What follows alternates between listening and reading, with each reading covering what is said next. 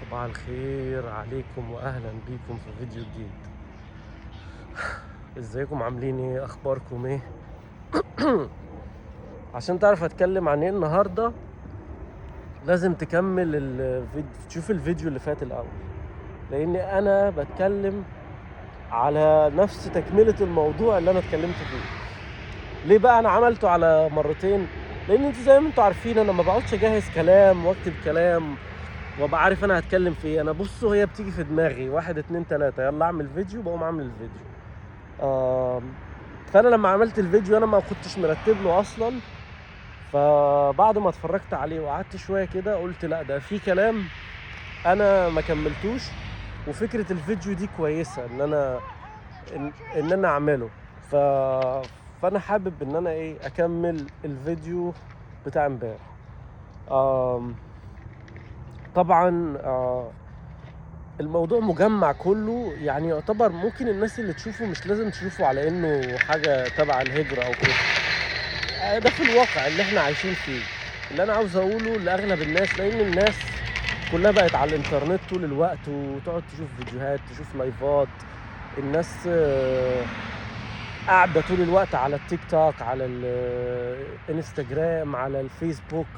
عملوا لكم الاختراع الجديد الريلز والحاجات الصغيره دي، فالناس كده شغاله بقى طول الوقت تقعد تتفرج وتتابع ناس وللاسف بتاخدهم قدوه، بتاخدهم من ناحية تانية كده، ما يبقوش عارفين الواقع كله. لا، انا بالنسبة لان انا عايش هنا فاقدر اتكلم على المجموعة او الناس اللي بتعمل فيديوهات هنا. الصورة اللي هي بيصوروها للناس، بالذات الناس اللي لسه جاية جديدة، وفي ناس بقى لها برضو كتير جات لقيت ناس جديدة بتعمل فيديوهات، فقال لك لا يا باشا احنا بقى نطلع نتكلم، وبقى كله يعك في الفيديوهات. الحاجة اللي انا عاوز اوصلها للموضوع اللي كنا بنتكلم عنه امبارح، في موضوع التقديم لنفسك، انا عاوز بس اقول حاجة واحدة بس. موضوع السفر ده يا جماعة رقم واحد، انا بقولها كده للجميع، نصيب، وكل حاجة كل حاجة بأمر ربنا. تمام؟ رقم واحد نصيب وأمر ربنا، وتلاتة اجتهاد، اجتهادك انت الشخصي. الاجتهاد بقى اللي انا عاوز اقول عليه منين؟ اللي هو عدم التواكل يا جماعة، اللي انا بتكلم عليه في فيديوهاتي طول الوقت. انا مش عاوز حد، مش عاوزك تبقى متابع ليا، يعني مش عاوزك تفضل مستنيني ان انا اقول لك تعمل ايه، تقدم ازاي، او تكتب ايه، او تروح فين، او تعمل ايه. خلي كل، يعني اعتمد على نفسك. لان من الاخر والله العظيم أنا زي ما بقول والله اعلم برضه، من الاخر اي واحد راسم على انه بقى مش عارف مين بيعمل فيديوهات ومدخل له على الخاص، يا استاذ كذا كذا، عامل ايه يا استاذ، اخبارك ايه يا استاذ، انا والله بحبك يا استاذ، ومش عارف ايه. والتاني بيرد عليه يفكر ان هو في يوم من الايام لما يجي هنا هيلاقي الشخص ده بقى وهيستقبله ويقعد معاه وياخده من ايده ويوديه ويجيبه.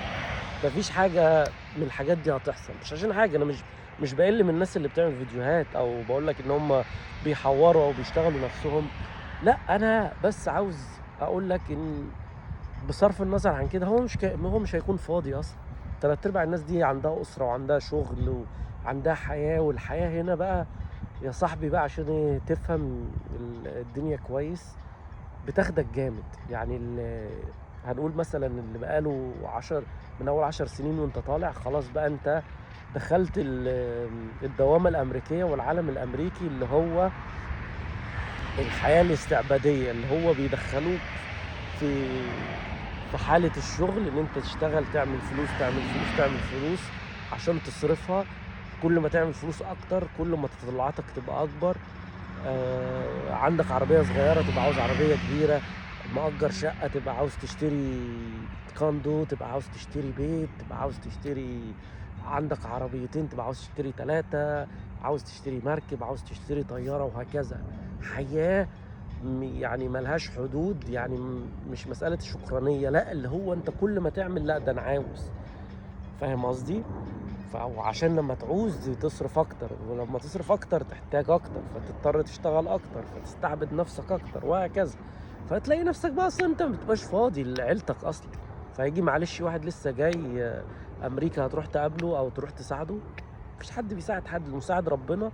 والاجتهاد زي ما بقول لك لازم تكون مجتهد من اولها، تروح تقدم لنفسك، تفتح الموقع تشوف هتترجمه ازاي، تشوف بيتكتب ازاي، بتملى البيانات ازاي، الشروط معروفة وكل حاجة معروفة. انا رغيت في الموضوع ده مليون مرة، الناس كلها رغت في المواضيع دي مليون مرة. مش محتاجة كيمياء، الموضوع مش كيمياء، تقدر تقدم بنفسك، الشروط معروفة.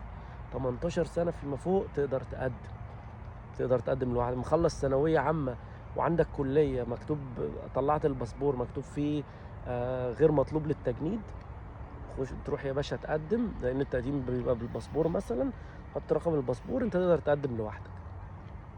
اهلك نفسهم يسافروا هم كمان وعاوزينك معاهم، بيعملوا ابلكيشن وانت معاهم. صح كده؟ تمام، سهل الكلام. 18 سنة فيما فوق تقدم لوحدك. تحت ال 18 لازم تكون مع الأسرة بتاعتك.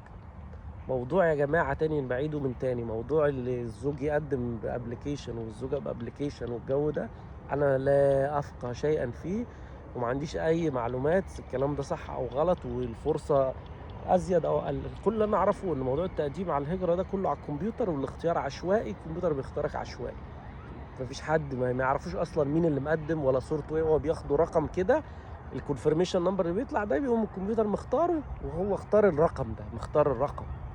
الارقام دي طلعت نجحت، بعد كده بقى بيبداوا الابلكيشن يتفتح، تبدا تعمل ابديت، بيطلبوا منك ابلكيشن تاني تحط بقى فيه بياناتك كلها وكل حاجه بعد كده. انما في الاول انت بالنسبه لهم رقم بس. الحاجه الوحيده اللي هي الكمبيوتر ما بيفهمهاش، يعني لو صوره غلط الكمبيوتر هيرفضها، وهكذا. بيبقى في كده زي ما انت بتعمل تشيك للصوره، نفس الكلام بيبقى فيه برنامج بيعمل سكان لكل الارقام وبياخد بقى منها، فاهم؟ اللي هو مش هيتاخد اصلا الابلكيشن بتاعه غلط ده بيكون طلع بره، وبعد كده بقى يقعدوا ايه، ينقوا بقى من اللي بيطلع. بياخدوا 15 اعتقد، حاجه مش عارف 5000 من مصر حاجه كده بتهيألي. اتمنى ان انتوا تكونوا من ال 5000 دول.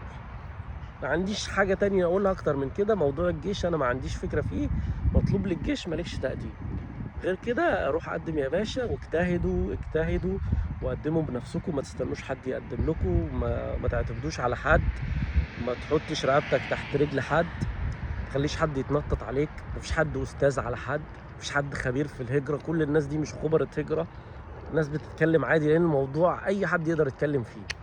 انت نفسك تقدر تتكلم فيه بعد ما تقدم على الابلكيشن، ممكن تطلع بعد كده تقول يا جماعه دي طريقه التقديم. فالموضوع مش كيمياء، ما تستنوش من حد يعمل لكم فيديوهات على طريقه التقديم.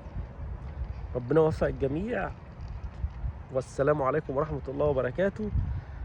وادعوا لي ان انا ارجع اعمل فيديوهات تاني، اتمنى ان انا ارجع اعمل فيديوهات تاني. يلا مع السلامه.